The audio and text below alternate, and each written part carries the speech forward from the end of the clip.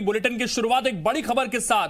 मध्य प्रदेश में उपचुनाव के लिए बीजेपी ने स्टार प्रचारकों की लिस्ट जारी कर दी है। इस लिस्ट में सीएम शिवराज सिंह, बीडी शर्मा समेत 30 नेताओं के नाम हैं। खास बात यह है कि इस लिस्ट में ज्योतिरादित्य सिंधिया को 10वें नंबर पर रखा गया है, जबकि नरेंद्र सिंह तोमर को 5वें, थावरचंद गहलोत को 6ठे और कैलाश विजयवर्गीय को 7वें नंबर पर रखा गया है। इनके अलावा उमा भारती को 9वें नंबर पर रखा गया है।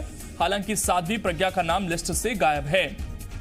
तो ज्योतिरादित्य सिंधिया को काफी नीचे जगह मिली है इस लिस्ट में और उन्हें 10वें स्थान दिया गया इस लिस्ट के अंदर, जबकि स्टार प्रचारकों में सीक्वेंस वाइज नाम रखे जाते हैं आमतौर पर। और इसमें ऐसा लग रहा है कि अभी जो मध्य प्रदेश की लीडरशिप है उसमें ज्योतिरादित्य सिंधिया का जो स्थान है वो उमा भारती, थावरचंद गहलोत से नीचे ही है।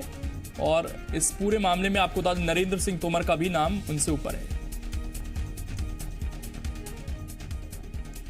हमारे संवाददाता संदीप इस वक्त जुड़ गए बातचीत करने के लिए। संदीप, 10वें नंबर पर नाम रखना ये क्या दर्शाता है? देखिए, बीजेपी में परंपरा होती है नेताओं के प्रोफाइल के हिसाब से और उस पदाधिकारियों के हिसाब से। आप पूरी लिस्ट को देखेंगे तो प्रदेश अध्यक्ष का नाम पहले नंबर पर है, जबकि प्रदेश अध्यक्ष खुद अपने नेता शिवराज सिंह चौहान को कहते हैं। शिवराज सिंह चौहान यहाँ दूसरे नंबर पर है और प्रोटोकॉल के मुताबिक जो बीजेपी पालन करती है इसमें 10वें नंबर पर ज्योतिरादित्य सिंधिया का नाम आता है, क्योंकि ये बीजेपी का प्रोटोकॉल है, उसकी परंपराएं हैं। लेकिन सवाल यहाँ ये खड़ा होता है कि इसी सम्मान के लिए यदि सिंधिया जी का नाम अगर कांग्रेस की किसी सभाओं में ना लिया जाए या पोस्टरों में ना लिया जाए तो सिंधिया समर्थक हंगामे मचाने लगते थे। यहाँ पर सिंधिया समर्थक जो कांग्रेस छोड़कर बीजेपी में शामिल हुए हैं, अभी तक शायद बीजेपी की परंपराओं को मानने लगे हैं और अपने नेता का नाम नीचे आने पर भी उनको कोई परेशानी नहीं है, ये दर्शाता है। लेकिन बीजेपी अगर नामों का नाम तय करेगी, लिस्टिंग करेगी, तो उसमें इन नामों में उनका नाम 10वें नंबर पर ही आएगा। इसमें एक सवाल ये भी है संदीप कि जहां चुनाव होना है उसमें ज्यादातर सिंधिया के जो क्षेत्र वाली सीट है, ज्यादातर लोग वो चुनाव लड़ रहे हैं जो सिंधिया समर्थक हैं और ऐसे में जिम्मेदारी सिंधिया की ज्यादा बननी चाहिए, प्रचार उन्हें ज्यादा करना चाहिए, लेकिन फिर भी 10वें नंबर पर है। देखिए, शायद ये डर होगा कि सिंधिया का कांग्रेस छोड़ना ये चुनाव में असर डाल सकता है और ये बीजेपी के फेवर में नहीं हो सकता है। ये चुनावी रणनीतियों का हिस्सा भी होती है और इसीलिए हमने देखा कि शुरुआती दिनों में जहां सिंधिया, शिवराज, नरेंद्र सिंह तोमर, बीडी शर्मा एक साथ में दौरे किया करते थे, अब वो नजर नहीं आ रहे हैं। सारे के सारे लीडर्स अलग अलग कर रहे हैं। ऐसा नहीं है कि सिंधिया को अलग कर दिया हो, बल्कि तोमर शिवराज या बीडी शर्मा शिवराज भी एक साथ में नजर नहीं आ रही है। रणनीति का हिस्सा है कि अब सारे के सारे नेता अलग अलग जाकर चुनावी कैंपेन में शामिल करेंगे। इसकी वजह ये हो सकती है कि क्योंकि कांग्रेस गद्दार इशू को, सरकार को अलोकतांत्रिक ढंग से हटा दिया गया, इस इशू पर जो कांग्रेस के एमएलएज हैं वो खरीद फरोख्त हुई उनके साथ में, ये सारे मुद्दे इन इलाकों में उठा रही है और ये कहीं असर न कर जाए, क्योंकि सिंधिया के साथ में अगर बीजेपी दिखेगी तो शायद कांग्रेस का मुद्दा ज्यादा उठ सकता है। और इसलिए बदली हुई रणनीतियों में सिंधिया अब काफी पीछे नजर आ रहे हैं। उनका पोस्टर्स में, बैनर्स में जो पार्टी के कार्यक्रम है उसमें नजर नहीं आ रहा है। तो शिवराज को प्रमुखता दी जा रही है और सिंधिया इस पूरी कैंपेन में पिछड़ते हुए नजर आ रहे हैं। संदीप, इसमें एक चीज और है कि कांग्रेस के बारे में जब हम बात करते हैं तो ये खबरें सामने आती हैं कि प्रियंका गांधी आ सकती हैं, भूपेश बघेल आ सकते हैं, राजस्थान से अशोक गहलोत आ सकते हैं, सचिन पायलट आ सकते हैं, लेकिन बीजेपी की इस लिस्ट में केवल मध्य प्रदेश की जो लीडरशिप है उन्हीं के नाम है। कोई बड़ा लीडर जैसे राजनाथ सिंह की बात हो रही थी या फिर अमित शाह अक्सर हम देखते हैं आते हैं, तो वो नाम गायब हैं इस बार। बिल्कुल, बीजेपी की सूची छोटी हो या बड़ी हो, नरेंद्र मोदी के बगैर स्टार प्रचारकों की सूची में ये कोई भी सूची मुकम्मल नहीं समझी जा सकती। और अभी तक ऐसा रहा कि इससे पहले भी जो उपचुनाव हुए हैं उसमें नरेंद्र मोदी, अमित शाह और जो राष्ट्रीय अध्यक्ष हैं और पदाधिकारी रहा उनका नाम जरूर होता था, लेकिन इस बार ये नाम नहीं रखे गए। ये एक रणनीति का हिस्सा भी हो सकते हैं कि क्योंकि इस बार चुनाव आयोग ने 40 नाम की बजाय केवल 30 नाम रखे हैं और स्टार प्रचारक यदि चुनाव इलाकों में जाते हैं और प्रचार करते हैं तो उनका खर्च प्रत्याशी के खर्च में शामिल नहीं होता है, बल्कि वो पार्टी के खर्च में शामिल हो जाता है। तो नाम कम लोगों को शामिल करना था, इसलिए भी कुछ बड़े नेताओं के नाम अलग कर दिए गए। लेकिन स्थानीय नेता जो उस इलाके में प्रभाव डालते हैं, मसलन दुष्यंत कुमार गौतम है, जो उत्तर प्रदेश के हैं और राष्ट्रीय महामंत्री हैं पार्टी के, ये उत्तर प्रदेश से सटी हुई सीटें जो ग्वालियर अंचल में है, यहाँ पर आकर खुलकर प्रचार कर सकते हैं। तो जो जरूरी नेताओं का नाम भी इसमें शामिल किया गया है और इसीलिए जब लिस्ट में कम लोगों के नाम कहने को कहा गया, निर्देश दिए गए 10 नाम हटाने को कहा गया, तो सबसे पहले 10 नाम वो हटा दिए गए जिनका आना हो सकता है कि ना आ पाए। अमित शाह या जेपी नड्डा या पीएम मोदी ये इन रैलियों में यहाँ पर आकर शामिल ना हो, चुनावी रैलियां ना करें। तो डेट की कंफ्यूजन था, इसलिए इस तरह से काम किया जा सकता है। दूसरा, अब जो वर्चुअल प्रोग्राम्स हैं उनके जरिए भी एंट्री चुनाव क्षेत्रों में की जा सकती है, तो दीगर जगह रह गई हैं और इसीलिए केवल उन लोगों को जो इस इलाके में खुलकर घूम सकते हैं और स्थानीय लोग हैं, मध्य प्रदेश के ही लोग हैं, उन लोगों को ज्यादा से ज्यादा जगह देने की कोशिश है। एक और नाम है इसमें जो गायब नजर आ रहा है संदीप, वो है साध्वी प्रज्ञा ठाकुर का। अक्सर हमने देखा है कि जब भी प्रचार के लिए जाती हैं वो नुकसान ज्यादा पहुंचा देती हैं पार्टी को अपने बयानों से। क्या यही वजह है कि इस बार मध्य प्रदेश में इतना बड़ा चुनाव होने जा रहा है और उनका नाम गायब है, जबकि लोकसभा के टाइम पर भी उनका खूब इस्तेमाल पार्टी ने किया?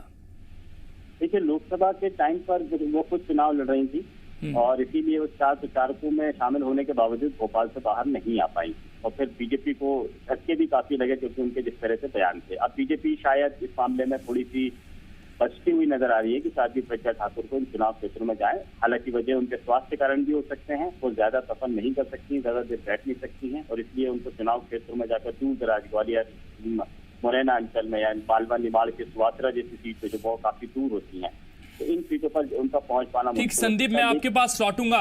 जेपी धनोपिया जी इस वक्त हमारे साथ जुड़ गए हैं, कांग्रेस के नेता हैं। धनोपिया जी, बहुत स्वागत है आपका जी मध्य प्रदेश छत्तीसगढ़ पर। और धनोपिया जी, जो लिस्ट आई है स्टार प्रचारकों की भारतीय जनता पार्टी की, सिंधिया को 10वां स्थान मिला है सर, आपका रिएक्शन? भाजपा पहचानती 10 नंबर को 10 नंबर ही बना दिया और क्या। ये 10 नंबर ही को 10 नंबर पर रखा है, वो जानते हैं ये 10 नंबर ही है और क्या।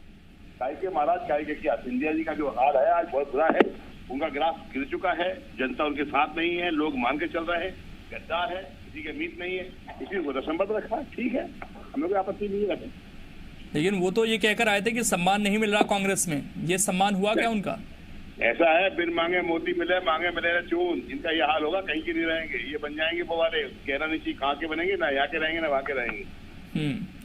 इसके अलावा एक चीज और है कि इस बार जो ये लिस्ट है जेपी धनोपिया जी, बीजेपी ने जो जारी की है, इसमें सारे जो मिनिस्टर लोग नजर आ रहे हैं, कुछ लोगों को छोड़ दें तो वो प्रदेश के ही बड़े नेता हैं।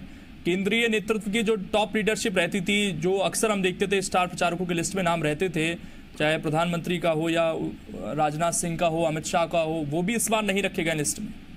देखिए, मैं समझता हूँ कैंडिडेट समझ रहा है कि इस बार जो चुनाव थोपे गए हैं, केंद्र की मंशा के खिलाफ इन लोगों ने एक काम किया है, षड्यंत्र किया है, सौदेबाजी की है और जनता बिल्कुल ही पसंद नहीं कर रही है। तो केंद्रीय नेतृत्व नहीं चाहता कि वो चुनाव प्रचार में आए, उनकी बदनामी हो कि उनके आने के बाद भी भारतीय जनता पार्टी हार गई, इसलिए उन लोगों ने दूरी बना ली। इन लोगों ने तो दूरी बनाई है, लेकिन जो खबरें सामने आ रही थी कांग्रेस के बारे में वो ये है कि कांग्रेस की तरफ से जरूर जो अदर स्टेट की लीडरशिप है, भूपेश बघेल हो, अशोक गहलोत हो, सचिन पायलट हो, प्रियंका गांधी हो, आप लोग बुलाएंगे इन सब नेताओं को या आप भी स्थानीय नेताओं के साथ चुनाव लड़ेंगे? मैं समझता हूँ कि हमारे पास सभी नेता आएंगे, जितने भी हमारे राष्ट्रीय नेता हैं सभी के नाम रहेंगे। शुक्रिया जेपी धनोपिया जी जुड़ने के लिए और बातचीत करने के लिए। तो जेपी धनोपिया ने निशाना साधा है ज्योतिरादित्य सिंधिया पर और ये कहा कि 10 नंबर ही हैं, इसलिए पार्टी ने उन्हें 10 नंबर ही बना दिया है और ये कहीं के नहीं रहेंगे। दीपक विजय वर्गीय भी इस वक्त हमारे साथ जुड़ गए हैं। दीपक विजय वर्गीय जी, बहुत स्वागत है। और जो लिस्ट सामने आई है, सवाल उठ रहे हैं कांग्रेस की तरफ से कि ज्योतिरादित्य सिंधिया सम्मान के लिए आए थे, लेकिन आप लोगों ने 10 नंबर ही उन्हें बना दिया। देखिए, ऐसा है कि कांग्रेस पार्टी के नेता, प्रदेश नेतृत्व और नीचे कार्यकर्ता बहुत निचले स्तर पर उधर आए हैं और सार्वजनिक जीवन की और राजनीति की मर्यादाओं को भूल गए हैं। भारतीय जनता पार्टी की जो सूची होती है उसमें अनुक्रम होता है और उसी के हिसाब से पार्टी और संगठन चलता है, लेकिन उसमें कोई छोटा नेता या बड़ा नेता नहीं होता, आगे या पीछे नहीं होता। और कोई 1 नंबर और 40 नंबर पे कोई है तो उसमें कोई फर्क ऐसा भी नहीं। कांग्रेस पार्टी में चूंकि कोई मूल्यों की राजनीति होती नहीं है, सिद्धांतों के लिए होती नहीं है, विचारों के लिए होती नहीं है और इसीलिए अनुक्रम के लिए लड़ाई झगड़े चलते रहते हैं।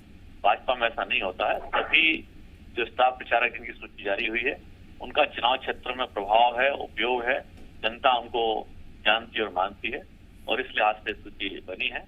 क्रम भाजपा में कोई उसका कोई मायने नहीं है, सभी कार्यकर्ता है।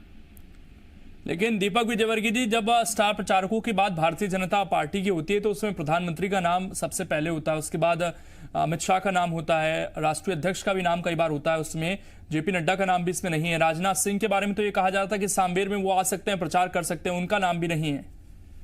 वरिष्ठता क्रम तो होता है, मैंने पहले कहा आपसे, पार्टी की कार्यकर्ताओं का एक वरिष्ठता क्रम होता है।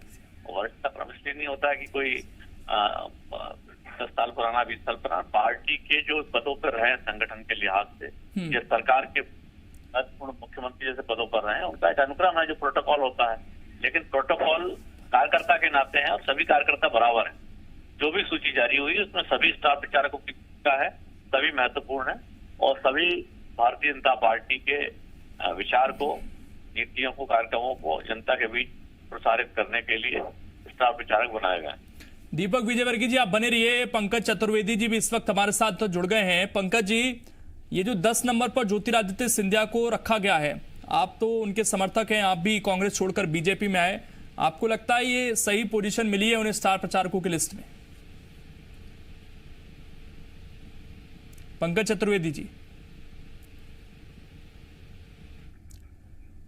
लगता है अभी संपर्क नहीं हो पा रहा है, लेकिन दीपक विजयवर्गीय जी, आप तक आवाज पहुंच पा रही है मेरी? आवाज पहुंच रही है। दीपक जी, जिस तरीके से कांग्रेस ने ये कहा, अभी थोड़ी देर पहले जेपी धनोपिया जी से हमारी बात हो रही थी, उन्होंने कहा कि सिंधिया आ तो गए हैं लेकिन वो कहीं के नहीं रहेंगे और बुरी तरीके से हारेंगे। साथ ही जो केंद्रीय नेतृत्व है उसको लेकर भी जब सवाल पूछा गया तो उन्होंने कहा कि ये जबरदस्ती चुनाव थोपा गया है और जो सेंट्रल लीडरशिप है वो इससे बहुत ज्यादा खुश नहीं है और इसीलिए वो उपचुनाव में आना नहीं चाहते प्रचार करने के लिए, क्योंकि किरकिरी हो सकती है। देखिए, पहली बात तो यह है कि भारतीय जनता पार्टी सारी 28 सीटें जीतेगी और सब पर बहुत अच्छी स्थिति। दूसरी बात यह है कि राज्यों के जो विधानसभा के चुनाव होते हैं, उपचुनाव होते हैं, उसमें बड़े नेता आमतौर पर केंद्रीय नेता नहीं आते हैं। अगर स्पेशली कहीं से कुछ जब चुनाव शुरू हो जाएंगे और कोई डिमांड आएगी साफ फलाना नेता की जरूरत है तो हम रिक्वेस्ट करेंगे, लेकिन वो स्टार प्रचारकों की प्रदेश सूची में आमतौर पर नहीं होते हैं और हर राज्य की ऐसी स्थिति है। अब कांग्रेस पार्टी अगर इसी में खुश होना चाहती है कि भाजपा के स्टार प्रचारकों में कौन है कौन नहीं है, सूची में किसका अंतर ऊपर नीचे है, तो ये कांग्रेस पार्टी कुंठाओं के अलावा कुछ नहीं है। कुंठा जो उनकी नीचे से जमीन खिसक गई है उसको बर्दाश्त नहीं कर पा रहे हैं। अपना संतुलन आज तक 6 महीने बाद भी कांग्रेस के नेता नहीं बैठा पाए हैं और इसीलिए इस तरह की मतलब आधारहीन बातें की जा रही हैं। चुनाव में राजनीतिक मुद्दे हो तो बात करें। अब हमारा जो स्टार कैंपेनर्स की सूची में उसमें दूसरे नंबर पे कौन है, 7वें नंबर पे कौन है, यही अगर कांग्रेस पार्टी का मुद्दा है चुनाव का, तो मैं समझता हूँ कांग्रेस पार्टी वैचारिक रूप से और राजनीतिक रूप से दिवालिया हो चुकी है। शुक्रिया दीपक विजयवर्गीय जी जुड़ने के लिए और अपनी पक्ष रखने के लिए। तो इस पर अब राजनीति शुरू हो गई है, लेकिन सबसे बड़ी बात देखने वाली यही होगी कि जो सिंधिया समर्थक हैं जिन्हें चुनाव में उतरना है वो क्या इस पर रिएक्ट करते हैं या फिर पार्टी लाइन पर चलते हुए इस वक्त चुनाव पर ज्यादा ध्यान देंगे, क्योंकि ये वो समर्थक हैं जो जरा सा सिंधिया के खिलाफ आवाज उठती है तो तुरंत एक्टिव हो जाते हैं और सिंधिया के पक्ष में खड़े नजर आते हैं।